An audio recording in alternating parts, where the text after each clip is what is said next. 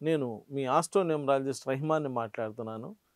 ఎన్నో సంవత్సరాలుగా అసలు ఆస్ట్రాలజీ అంటే ఏంటి, న్యూమరాలజీ అంటే ఏంటి, పామిస్ట్రీ అంటే ఏంటి, గ్రాఫాలజీ అంటే ఏంటి, ఫేస్ రీడింగ్ ఏంటి, సిగ్నేచర్ అనాలిసిస్ ఏంటి, మ్యారేజ్ డేట్స్ ఎలా ఉండాలి ఏంటి అనేటువంటి దాని మీద మీకు ఎన్నో కార్యక్రమాల్లో ఎంతో చక్కటి అవగాహన కల్పించడం జరిగింది. ఈరోజు వచ్చేటప్పటికి నేను మీకు చెప్పేది ఏంటంటే, చాలామంది సైన్స్ చదవాలా లేదా మ్యాథ్స్ చదవాలా అనేటువంటి దీనిలో ఉంటారండి. 10th అయిపోయినాక 10th తర్వాత ఏ కోర్స్ తీసుకోవాలి, ఏ కోర్స్ తీసుకునే మనం రాణిస్తాము అనేటువంటిది సంశయంలో ఉంటారు. కొంతమంది సైన్స్ రిలేటెడ్ వాళ్ళు మ్యాథ్స్ వైపు కానీ ఆర్ట్స్ వైపు కానీ వెళ్తే వాళ్ళు పెద్దగా సక్సెస్ అవటం లేదు.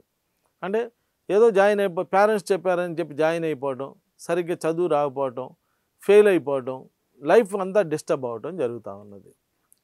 కొంతమంది సైన్స్ రిలేటెడ్ కాని వాళ్ళు సైన్స్ గ్రూప్ తీసుకొని బాగా చదువుతున్నాడు కదా అని చెప్పి సైన్స్ గ్రూప్ తీసుకొని డాక్టర్లు అవి కూడా లైఫ్ సఫర్ అవుతున్నటువంటి వాళ్ళు ఉన్నారండి. డాక్టర్స్ చదివేసి డాక్టర్ అయినాక కూడా సరైన ప్రొఫెషన్లోకి వెళ్ళలేకపోవటం, మళ్ళీ జాబ్ లేకుండా ఇబ్బంది పడటం, ప్రొఫెషన్ కూడా సరిగ్గా కలిసి రాకపోవడం ఇలా కూడా జరుగుతూ ఉన్నది. అంటే భగవంతుడే నిర్ణయించాడండి ఏ ప్రొఫెషన్ వాళ్ళు ఏం పని చేయాలి, ఎటు వాళ్ళు ఎటు వెళ్ళాలి అనేది. సో 10th క్లాస్ చదివేటువంటి పిల్లలు రేపు పొద్దున ఇంటర్మీడియట్లో వీళ్ళకి సైన్స్ బాగుంటుందా, మ్యాథ్స్ బాగుంటుందా, ఆర్ట్స్ బాగుంటుందా, ఏది కామర్స్ బాగుంటుందా, ఏది తీసుకుంటే ఈ పిల్లలు సక్సెస్ అవుతారో ఒక్కసారి నన్ను కలవండి. ఎందుకంటే ఆల్రెడీ జాయిన్ చేసేసి ఆ పిల్లలు అనవసరంగా డిస్టర్బ్ అవ్వటం వలన మీరు సాధించేదైతే ఏమీ లేదండి.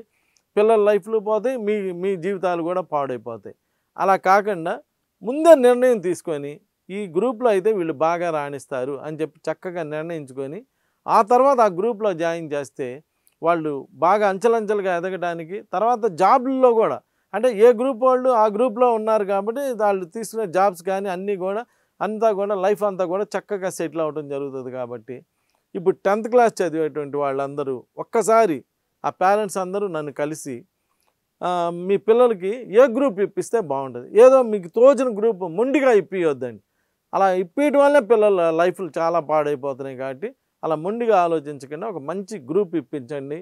మీరు నిర్ణయం తీసుకునే ముందు నన్ను కూడా కలిసి చక్కగా ఆలోచించి నిర్ణయం తీసుకోండి. మీ పిల్లల లైఫ్ బాగా ఉంటుంది. నమస్కారం.